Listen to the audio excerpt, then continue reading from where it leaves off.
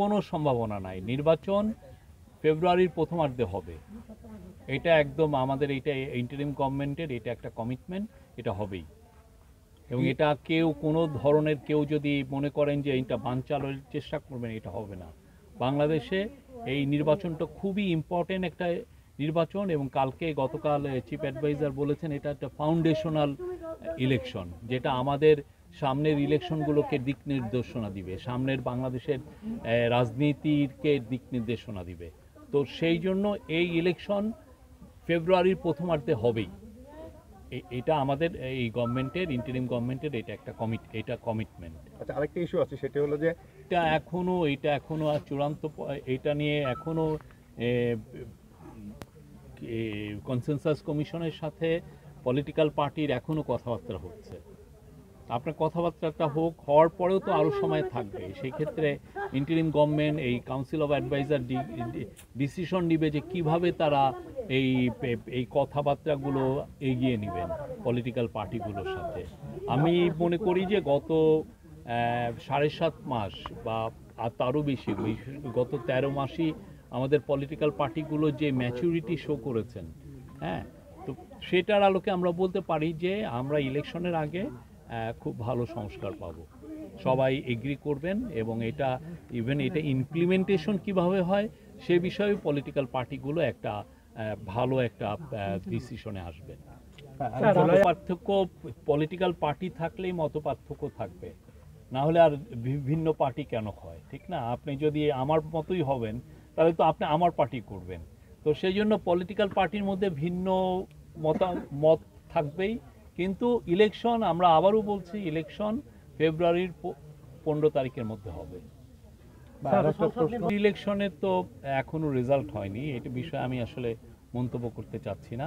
But ডাকসুর election তো আপনারা দেখেছেন, আমি কালকেও বলেছি যে ডাকসুর ইলেকশনটা আমাদের জন্য খুবই ইম্পর্টেন্ট একটা ইলেকশন ছিল, এবং এটার যদি আপনি দেখেন একটা শান্তি শৃঙ্খলা পুরোপুরি ছিল, কোনো একটা ঘটনা ঘটেনি।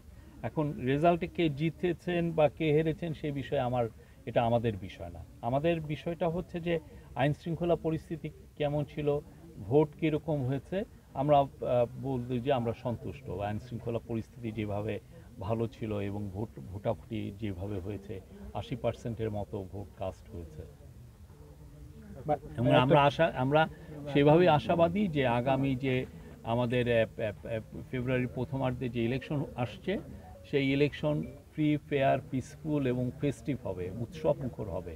এবং আমরা মনে করি পুরো বাংলাদেশের সমস্ত মানুষ, যেই ভোটার হয়েছেন তিনি ভোট কেন্দ্রে আসবেন, তার ফ্যামিলি নিয়ে আসবেন, নিয়ে এসে ভোট দিয়ে যাবেন। ফ্যামিলি অবশ্যই ভোট কেন্দ্রে যাবেন না যারা ভোটার না, বাট সবাই মিলে উৎসব মুখর পরিবেশে আমরা এই ইলেকশনটাকে সেলিব্রেট করবে, এবং ইলেকশনটা আমরা মনে করছি যে খুব ভালো ইলেকশন হবে, প্রচুর ভালো টার্ন আউট হবে।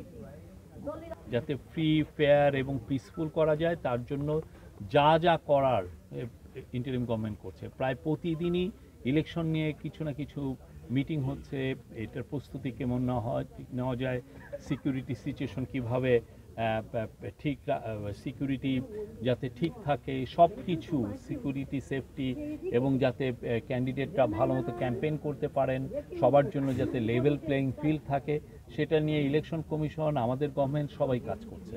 এবং আমরা তো বলেছি যে 8 লক্ষেরও উপরে পুলিশ, আনসার, বিজিবি, কোস্টগার্ড এরা থাকবেন, সাথে মিলিটারি ট্রুপসও থাকছেন অ্যাটলিস্ট 80,000-এর মতো। তো আমরা আশা করছি ভালো একটা ইলেকশন হবে, এবং এটা বাংলাদেশের সামনের পলিটিক্সের সামনের আমাদের রাষ্ট্র গঠনের, দেশ গঠনে এটার একটা দিক নির্দেশনামূলক নির্বাচন হবে।